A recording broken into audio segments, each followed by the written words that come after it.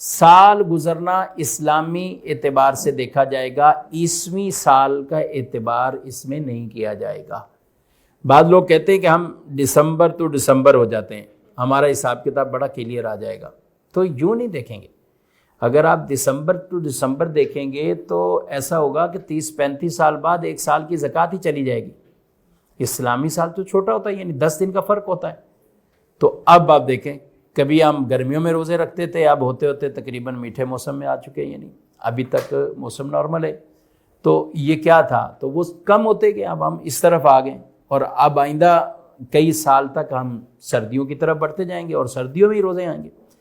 تو یہ جو ایک پورا ایک سرکل ہوتا ہے، تو اس میں 30-35 سال تقریباً، کہ اس میں ایک سال آپ کا ویسے ہی مائنس ہو جائے گا۔ تو زکوٰۃ کا اعتبار یہ اسلامی سال کے مطابق کریں گے، دوسرے کے اعتبار سے نہیں کریں گے۔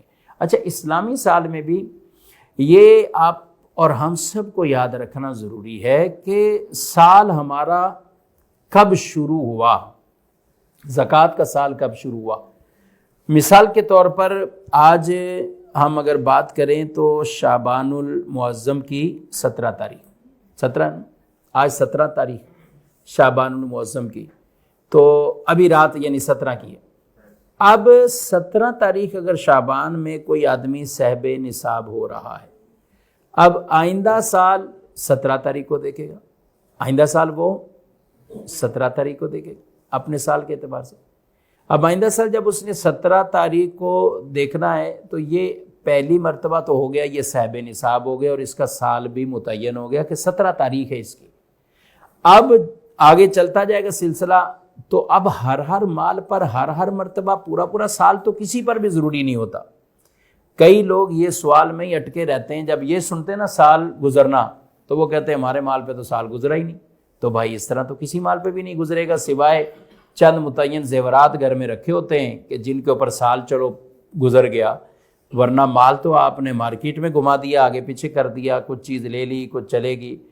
تو اس کا یوں اعتبار نہیں ہے کہ ہر مال پر سال گزرے، بالکل نہیں، بلکہ اس کا مطلب یہ ہوتا ہے کہ جب آپ پہلی دفعہ صاحب نصاب ہوئے، اب اس تاریخ پر آپ کو دیکھا جائے گا کہ آپ آخر میں جا کر سال آپ کا مکمل ہو گیا، اب آپ کا ہو گیا کہ سال۔ اچھا، بیچ میں آپ اپ ڈاؤن ہوتے رہے، اس کا اعتبار نہیں کیا جائے گا۔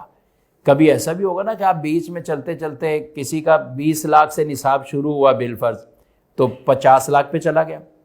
اچھا، 50 لاکھ سے اس تاریخ کو یاد رکھنا کتنا اہم اور ضروری ہے۔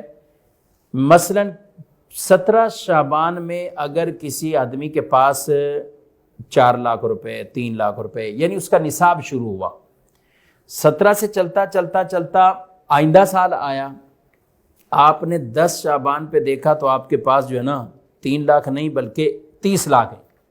اچھا، 11 شعبان کو آپ کو کوئی کام ہے، گھر میں مسئلہ ہے، ایونٹ ہے، شادی ہے، آپ نے 15 لاکھ خرچ کر دیا، ٹھیک ہے۔ اب آپ سے شریعت جو دیکھے گی تقاضا زکوٰۃ کا کرے گی، 17 کو کرے گی۔ کب کرے گی؟ تو 17 کا حساب کتنا اہم اور ضروری ہے کہ 17 کو، اب آپ نے 15 لاکھ شادی میں دے دیے، ٹھیک ہے، 5 لاکھ کہیں اور آپ نے خرچ کر لیے، کرتے کرتے 7 لاکھ روپے آپ کے پاس 17 تاریخ تک ہے۔ نصاب آپ کا 3 سے شروع ہوا تھا، اب دیکھیں گے تو 7 لاکھ ہے، 7 لاکھ کی آپ زکوٰۃ ادا کر دیں۔ شریعت آپ کو یہ قطعاً نہیں کہتی کہ 10 دن پہلے آپ نے 15 لاکھ خرچ کیے ہیں، اس کی بھی زکوٰۃ دو، پچھلے مہینے آپ نے اتنے خرچ کیے ہیں، اس کی بھی زکوٰۃ دو، اس سے پہلے۔